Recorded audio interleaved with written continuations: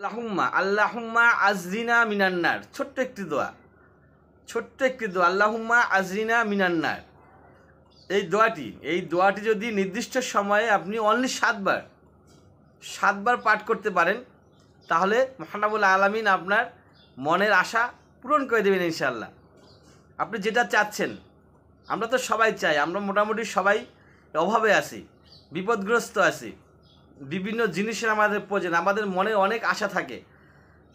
কিছু কিছু আশা আমরা দুনিয়াতে ব্যক্ত করতে পারি, কিছু আশা ব্যক্ত করতে পারি না। কিছু কিছু চাওয়া আমাদের পরিবার থেকে পূরণ হয়ে যায়, আর কিছু কিছু চাওয়া হয় না পূরণ। মহান রব্বুল আলামিনের কাছে আমাদের বারবার চাইতে তারপরে সেটা পূরণ করতে হয়। তা আমরা এই আল্লাহুম্মা আজরিনা মিনান্নার এই ছোট্ট দোয়াটি 7বার পাঠ করার মাধ্যমেই আমাদের মনের যে আশাগুলো আছে সকল আশা আমরা পূরণ করাতে পারবো ইনশাআল্লাহ। এখন কোশ্চেন হচ্ছে এটা কখন পড়ব?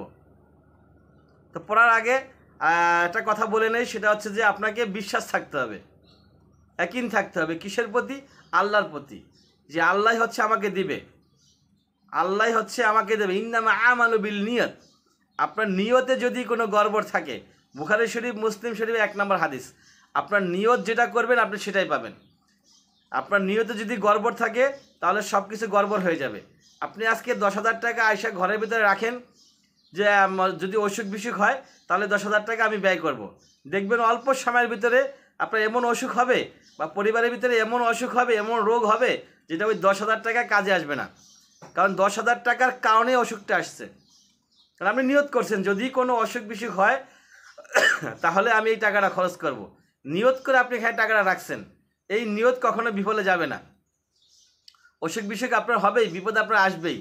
তা আপনি যদি এভাবে নিয়ত করেন যে আমার এই আল্লাহুম্মা আজরিনা মিনান্নার এই দোয়ার মাধ্যমে আমার সকল প্রকারের পেরেশানি শেষ হয়ে যাবে, আমার দুঃখ শেষ হয়ে যাবে, আমার টেনশন শেষ হয়ে যাবে, আমার অভাব দূর হয়ে যাবে, আমি স্বাবলম্বী হয়ে যাব, সমাজে আমার সম্মান বৃদ্ধি পাবে, আমার মর্যাদা বৃদ্ধি পাবে। আপনি যদি এই ধরনের চিন্তাভাবনা করেন, ইনশাআল্লাহ তাআলা সকল আশাই আপনার পূরণ হয়ে যাবে। কারণ দোয়াটা আপনি কখন পড়বেন? দোয়াটা পড়তে হবে মাগরিবের নামাজের পরে। আপনি মাগরিবের নামাজ পড়লেন এবং মাগরিবের নামাজ পড়ার পরে কোনো প্রকারের কথা বলতে পারবেন না। কারোর সাথে কোনো প্রকারের কথা না বলে সম্পূর্ণ চুপচাপ থাকার পরে আপনি 7বার পড়বেন আল্লাহুম্মা আজরিনা মিনান্নার, আল্লাহুম্মা আজরিনা মিনান্নার। 7বার পাঠ করবেন।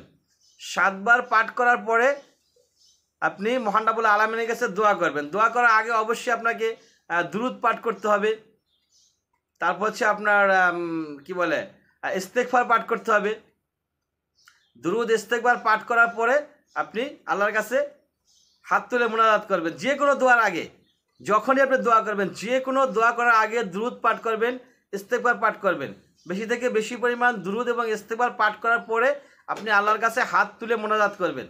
অনেকে আবার হাত তুলে মুনাজাতের ব্যাপারে একটু অনীহা প্রকাশ করে, সেটা অবশ্য নামাজের পরে হাত তুলে মুনাজাতের ব্যাপারে অনেক কিছু রুলস আছে, অনেক নিয়ম আছে। কিন্তু অন্যান্য টাইমে হাত তোলার ব্যাপারে কোনো প্রকারের কোনো ঝামেলা নাই। যে কোনো সময় আপনি হাত তুলে মুনাজাত করতেই পারেন, কোনো প্রবলেম নাই। হাত তুলে মুনাজাত করা সুন্নাত। নবী মুহাম্মদ সাল্লাল্লাহু আলাইহি ওয়াসাল্লাম হাত তুলে মুনাজাত করতেন, এইভাবে হাত উঠাইয়া মুনাজাত করতেন। আমরা ইনশাআল্লাহ হাত উঠাইয়া মুনাজাত করব এবং আমাদের মনের আশাগুলো আল্লাহর কাছে ব্যক্ত করব।